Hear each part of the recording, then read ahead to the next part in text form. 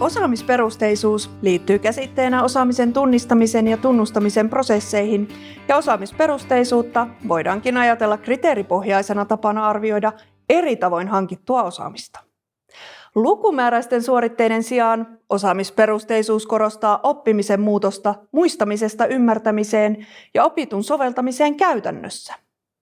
Arvioinnin kohteena on vain ja ainoastaan osaaminen riippumatta sen hankkimiseen käytetystä ajasta, luetuista oppimateriaaleista tai siitä, onko osaaminen saavutettu osana opintoja tai esimerkiksi harrastusten kautta.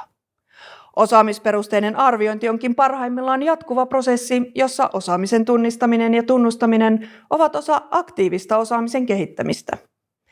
Osaamismerkit ovat monelle tuttuja, esimerkiksi partiosta tai varusmiespalveluksesta. Kun sudenpentu saa paitaansa ensimmäiset merkkinsä, se on iso asia ja kertoo hänelle kasvamisesta ja kehittymisestä partiopolulla, näin kuvaavat Suomen partiolaiset. Vastaavasti muun muassa puolustusvoimien koulutus- ja kuntomerkit visualisoivat erilaisten osaamisten kehittymistä.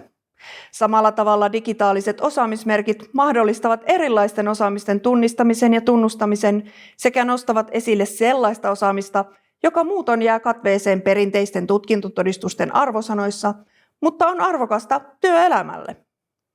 Digitaalinen osaamismerkki on konkreettinen sähköinen todiste osaamisesta. Merkin rakenteeseen kuuluu tieto osaamistavoitteista, joiden mukaista osaamista hakija on halunnut tunnistettavan, ja arviointikriteeri, jonka perusteella osaaminen on tunnustettu. Merkin myöntäjä ja tätä kautta osaamisen tunnistaja ja tunnustaja voi olla esimerkiksi oppilaitos, yritys tai järjestö. Merkin saaja kerää osaamisellaan saavuttamansa osaamismerkit omaan digitaaliseen portfolioonsa. Merkkien käytöstä ja julkisesta jakamisesta vaikkapa Facebookiin tai LinkedIniin päättää aina merkin saaja itse. Kaikki digitaaliset merkit eivät kuitenkaan ole osaamismerkkejä. Merkellä voidaan esimerkiksi dokumentoida osallistumista erilaisiin koulutustapahtumiin, jolloin kaikki paikalla olleet saavat osallistumismerkin automaattisesti. Nämä merkit kertovat kuitenkin vain mihin tilaisuuteen saaja on osallistunut, mutta eivät vielä kuvaa millaista osaamista merkin saajalla on.